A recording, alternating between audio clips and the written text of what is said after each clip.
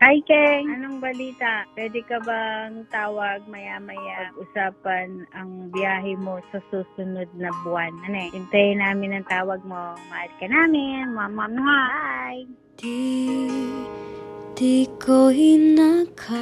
I've been feeling incredibly homesick, so I thought that the best way to handle this and to heal through this is to attach this assignment's purpose with how can I reconnect with myself? How can I go back to my roots? And I found this incredible podcast called Cuento Juan, and it's of these Filipino guys who are called the Juans, and all they do is talk, and it's their little podcast. It was really interesting to me for them to use the word cuento. In Filipino culture, it's very popular to chica, chismosa, which means to gossip and to talk in that way. Cuento has always had a very deeper meaning with this different sense and drive of intimacy and visibility because of how it's a sit-down type culture. It's a slow down, let's connect, let's breathe together, and let's see what we have to say. Their guest was Moira, a fabulous singer, mostly well known in the Philippines. A lot of her songs pertain to her faith.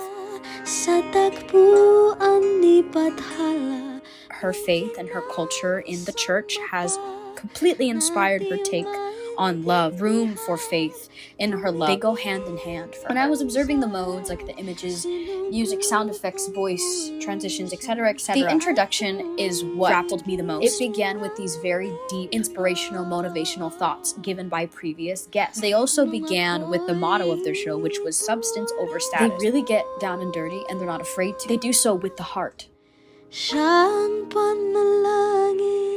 As I continued watching, there was acoustic guitar and slow piano, very raw music choices. They were switching between English and Tagalog. Whenever they would make jokes, they would put these sound effects that would indicate that there was a joke, but also push the joke forward. There were swiping motions, boing noises, very appealing to my inner child. The auditory humor of it definitely kept me watching as well. Their storytelling, the structure of it was very casual, informal in the deepest sense of it was both engaging and enticing because it took religion, their influence of the church, and what the culture was like as worship leaders, how that has affected their perception of love and strengthened it. They gave this specific quote: if God gives you a stage, it's not about the money, it's about the people who you reach out to, the message of hope and love that you spread. It's very homey feeling, it was casual, it was as if I was part of a Filipino party and chatting it up with my friends and family. I just knew that I was in the right place and that I picked the most perfect podcast. As for the audience, I knew that they were definitely pertaining to Filipinos because of their use of Taglish. The initial thought I had was to say that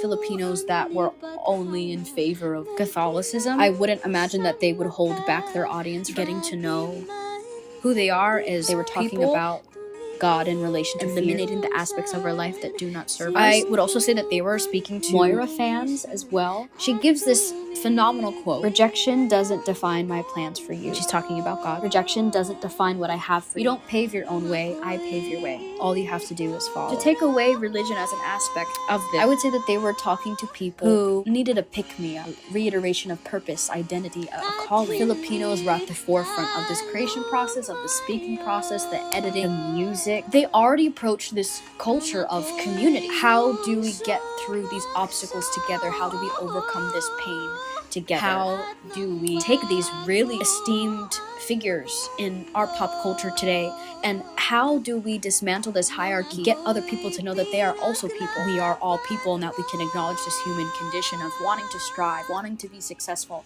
wanting to find love, and wanting to overcome pain. That is our entry point amongst a multitude of others. And because it was proven to be attainable, it inspires whoever was watching to be like, I can do that as well.